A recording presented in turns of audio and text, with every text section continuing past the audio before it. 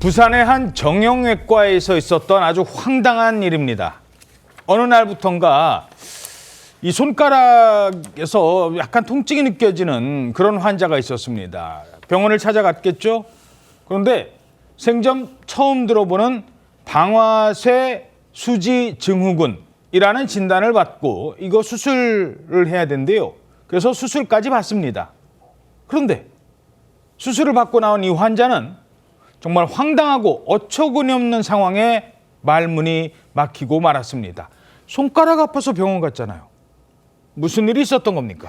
일단 방아쇠 수지 증후군 좀 낯서시죠? 예. 네, 이게 뭐냐면은 이렇게 방아쇠를 당길 때 우리가 손가락으로 이렇게 당기잖아요. 검지손가락. 그렇습니다. 검지손가락 이렇게 구부렸다 폈다 할 때 마치 방아쇠 당기는 소리처럼 딱딱 소리가 나면서 통증이 느껴지는 그런 질환을 얘기를 합니다. 예. 이게 심한 경우에는 이 손금이 있는 손바닥 부위를 절개하는 그런 수술을 해야 한다고 합니다. 그렇군요. 네, 보통 이제 수면 마취를 해서 수술을 하는데 예. 그래서 A 씨 같은 경우에도 이 방아쇠 수지 증후군 진단을 받고 수술을 받게 됐습니다. 근데 수술을 받고 나는데 뭐가 이상한 거예요. 왜? 사실 이 손바닥을 절개를 한다고 그랬잖아요. 예.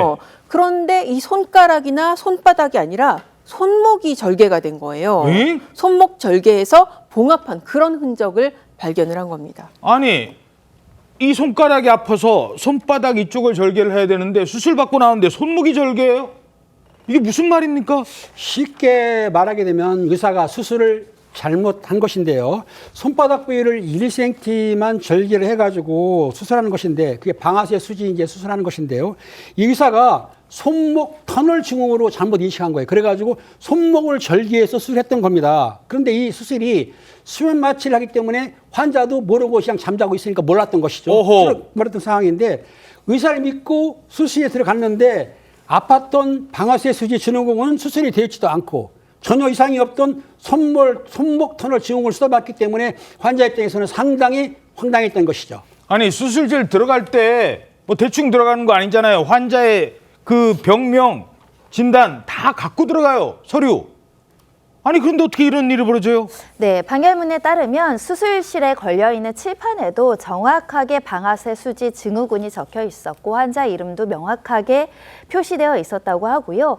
자리에 있었던 간호조무사도 정확한 수술명을 고지했는데 어떤 이유인지 의사가 듣지 못한 건지 또는 무시한 건지 엉뚱한 부위를 수술했다라고 알려지고 있습니다. 이 수술로 인해서 의사는 업무상 과실치상 등의 혐의로 기소가 됐고요. 재판을 받게 됐는데요. 이 수술을 집도한 의사는 수술 부위가 잘못된 점은 인정하지만 이로 인해서 환자의 상태가 악화되지는 않았으므로 상해로 볼 수 없다라는 취지로 변론을 했습니다. 하지만 재판부는 멀쩡한 손목을 절개해서 열상을 입힌 것 자체가 상해에 해당한다. 수술 전후의 기능적 변화 유무는 이 범죄의 성립을 영향을 미치지 않는다고 하면서 유죄를 인정했습니다.